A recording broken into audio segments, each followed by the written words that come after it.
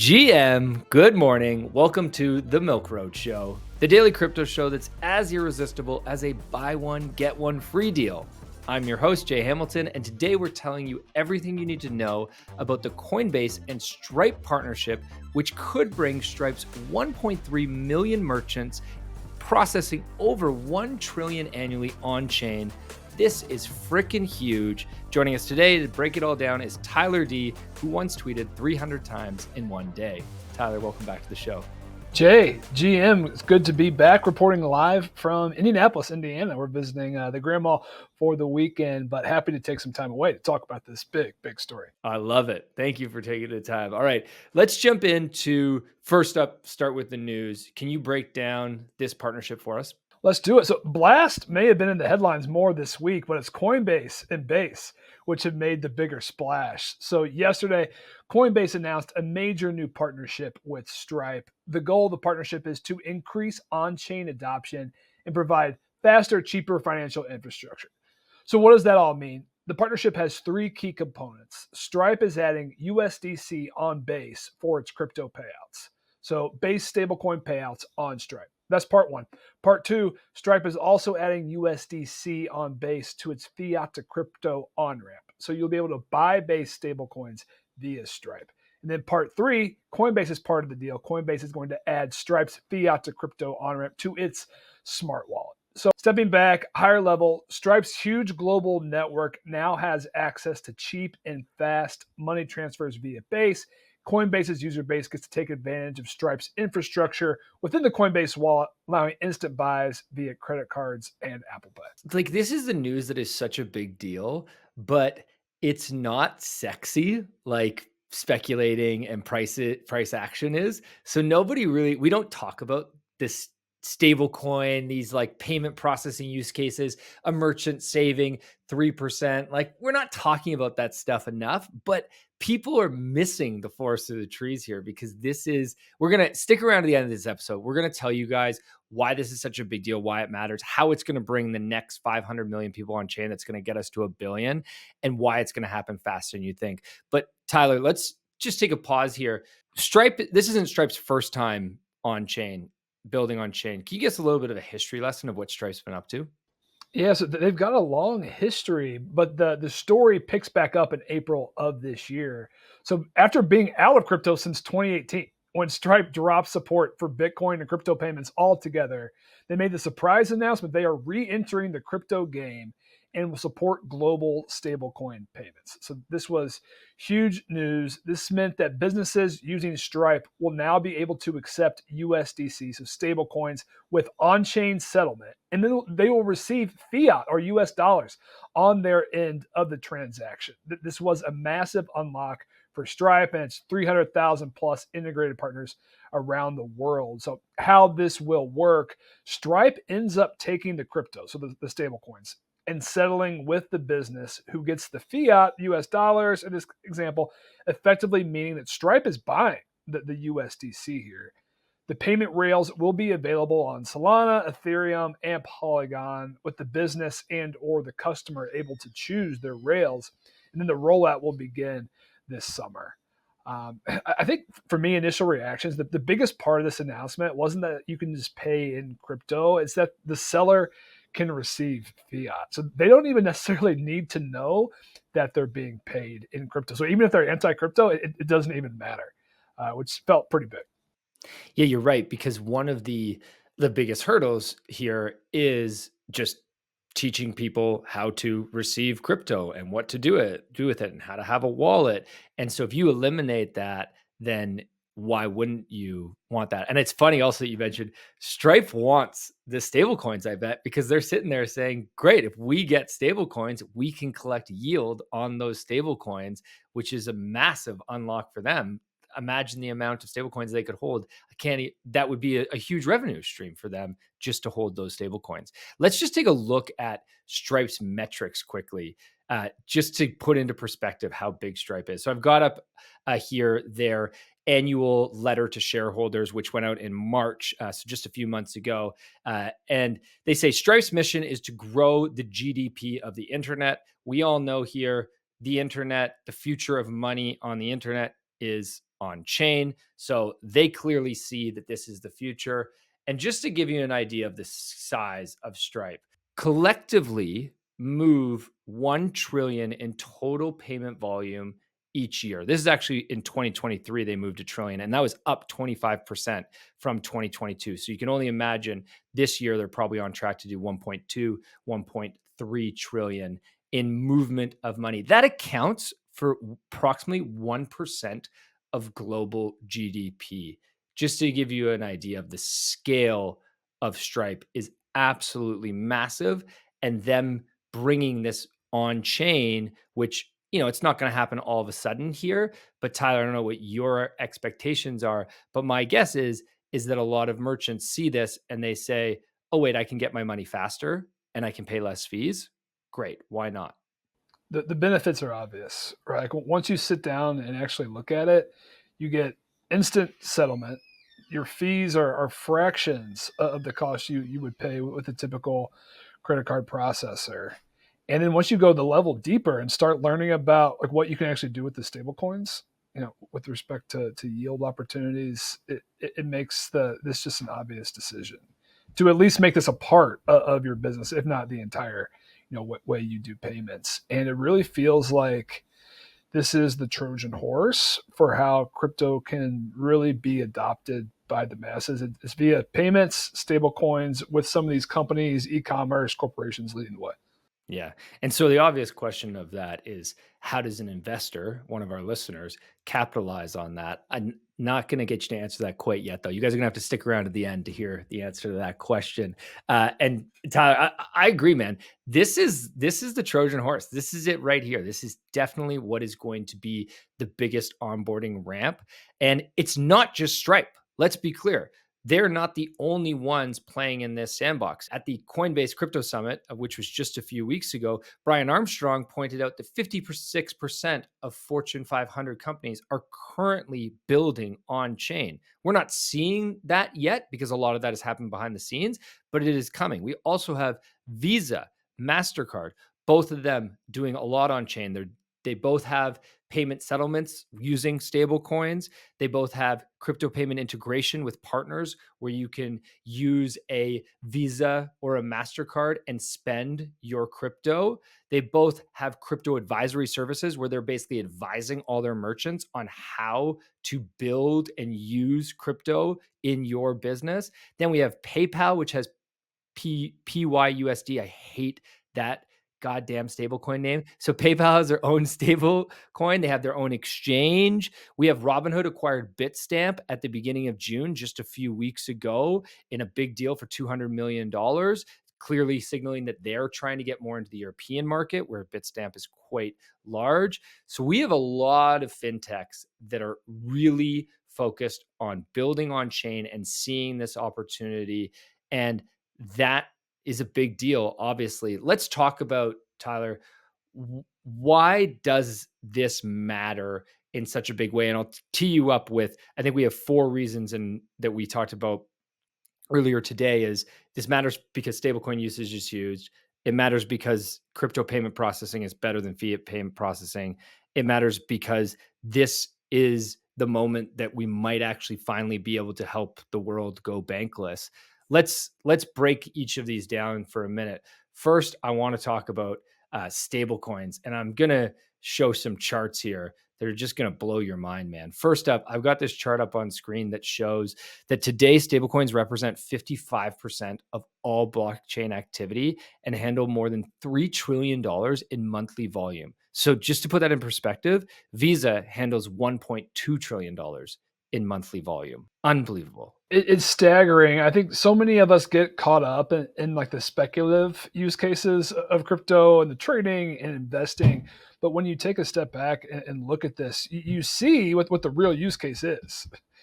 It's payments, and that's a good thing. Like that was a foundational use case of crypto, like the ability to send. That was what Satoshi wanted it to be, right?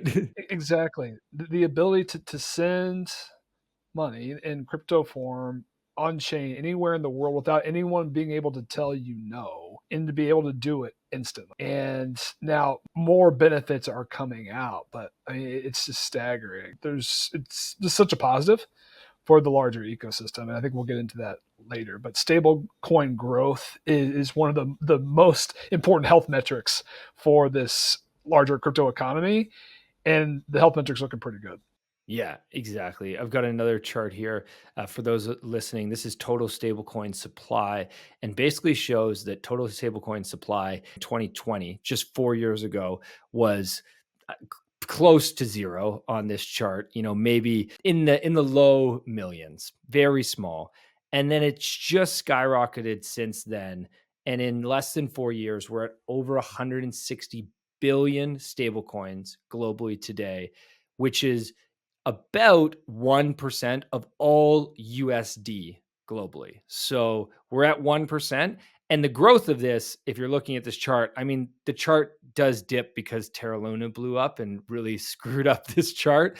But the growth of this is very impressive to see how fast this is happening. Stablecoin usage, and maybe not so much in the US, because in the US and in a lot of developed countries, you don't necessarily need stablecoins. You have good bank using your bank ways to send money. But outside of the US, you don't have that. And that is where we are seeing most of the adoption happening. Let me pull up another chart here that you shared with us, Tyler, about stablecoin usage in Turkey. What's going on here? This is an unbelievable stat until you take a look at it. But 4% of Turkey's GDP is going to stablecoin purchases right now. Just in an overwhelming amount of their GDP compared to all the other countries in the world. And when you take a step back and think about that and think about the trend, it makes sense. Like for one, it's a way to combat inflation of your own national currency, and then you get into all the other additional use cases here. But I feel like this number is just going to keep going up and spreading across the globe. And then these announcements from partners like Stripe just continue to amplify and compound the signal, right? Like all the major corporations are just making this easier and easier. Mm-hmm. Well, and what does the announcement from Stripe enable? As you mentioned, it really enables two main things. One is that you can get paid. You can either get paid out, you can either receive payment in USDC on your website, but then decide to get paid out in fiat, so you don't ever see the crypto, or you could decide to get paid out in the stable coin and receive the stable coin yourself. And as a merchant, when you think about you're a business and you have to wait 3 days to receive the payout of your money, or 5 days, and then you also have to pay all these fees on top of it. Like, why would you want to do that? It's slow, it costs money. Oh wait, I can do it faster, and it's a no-brainer. Why wouldn't you want to do it a different way? Of course. And then the next aspect of all this is that while you're holding deposits, waiting on things to be processed on chain, you've got the yield opportunity on top of this, right? Which can be easily upwards of 4 to 8% or even higher, depending how out on the curve you want to go with it. It just feels like the most obvious thing that is happening to the financial system that just we're not talking enough about, because like I said before, it's not as sexy as speculation and trading NFTs and meme coins, which is much more exciting in many ways, but also much more risky. Okay, the final question here really is, you're a listener of this and you're saying, okay, great, Coinbase partnered with Stripe and stablecoin usage is skyrocketing, but what does that matter to me as a crypto investor? How do I capitalize on this opportunity? What would you say, Tyler? For one, I mean, Coinbase has never looked stronger than they do right now. And when I think about buying Coinbase stock versus like a crypto major, to me, it's a levered bet to a degree, because effectively when the crypto markets go up, historically we've seen Coinbase stock go up as well. But then you get all their revenue, everything else that they're doing with base, the fees they're generating, the income on top of that. So you're getting crypto growth with a bonus effectively. We've seen that in the market in the last year. right? In the last year, Bitcoin's up roughly 100%. Coinbase is up 200%. So there's your levered bet. Of course, it doesn't mean it's going to continue trading like this for forever, but at least for the near term, it feels like Wall Street's just starting to understand the income that Basis and L2 is generating. So Base, Coinbase, they look incredibly strong. And the other area here, this is a little more basic advice. I think you did a show earlier this week on the 80-20 and putting portions of your portfolio in crypto majors. As stablecoins grow in size, it is a natural like segue to think that there will be rotations and flows into the crypto majors, into the native currencies of the chains being used for stablecoins, and it's ETH and Solana. And I think there's also a case to be made just for rotation to Bitcoin as well. So I think it's Coinbase stock and Bitcoin majors. It's not the sexiest answer, but these headlines are long-term headlines. Like this is not a headline you can trade today, for a fast return, but it's something that deepens the conviction in someone who is willing to make a 1 to 5 to 10-year bet on this industry. Yeah, I think it lowers the risk on investing in the majors while increasing the reward, because the use case of the majors is only growing and is only proving. I mean, we talked about where does all of this happen? Well, in the case of this partnership, all of this USDC is on Base. Where is Base? Base is on Ethereum. Okay, you can't go buy Base's token, but you can buy Ethereum. You could even buy OP because Base is on the super chain. And so that could also be a play here, right? And then also Solana has the most stablecoin volume happening over all the chains right now. So there you go. So there's your, like you said, it's not the sexy, exciting, hey, here's a token you've never heard about. But everyone stop looking for the token you never heard about. Have 80% of your portfolio in the majors and just sit back and chill. Like it's all good. Sure, go fuck around with, 10, 20% of your portfolio, but be ready to lose it all. Maybe you make it big, but maybe you lose it all. Then there's no worries. Or maybe you can be like Tyler D and risk more and, sweat it out at night, I'm sure. Yeah, but for everyone to know, I am further out on the risk curve, but with the end goal of rotating all of that back to Bitcoin, Solana, ETH, the majors. So like that's where I want to end up. And just maybe last comments on this. Announcements like this from Stripe make folks who are true crypto maxis. We are approaching a world that is actually bankless. The more that you can buy in the real world using crypto because of infrastructure like from Stripe, it removes the need to sell crypto to fiat to fund your everyday life. And up until now, it hasn't actually been a reality. It's been a pipe dream. We're still not there yet, but we're getting closer. And the more that this gets rolled out, it really enables that world. And I think there's going to be a lot of folks who are very happy about that. I'm very happy about that. Let's go. I'm fired up. This is awesome. Tyler, thanks so much for joining us again today. Thanks for having me. In case you missed it, here's what else happened in crypto news today. First up, 21 shares filed for a spot Solana ETF. This is the second. We saw Vanek earlier this week. Who's going to be next? One thing's for sure, the Solana spot ETF is coming in the future.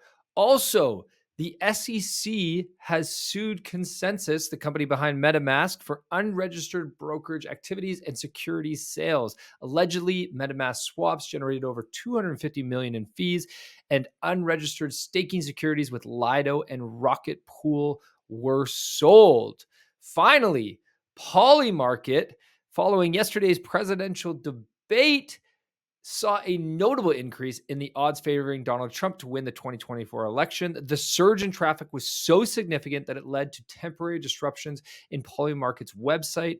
Currently, the platform's prediction market contract for the 2024 election outcome holds $192 million in total value. Of this, approximately $23 million is backing Trump and $20 million is placed on Biden to win. Polymarket, yet another fantastic use case for on-chain, showing that people want to speculate on everything from the presidential debate to sports to everything in between. Polymarket is where you go. To Taylor Swift, that's where you can speculate. Incredible to see use cases like this picking up steam. Thanks so much for listening, and everybody have a wicked awesome day.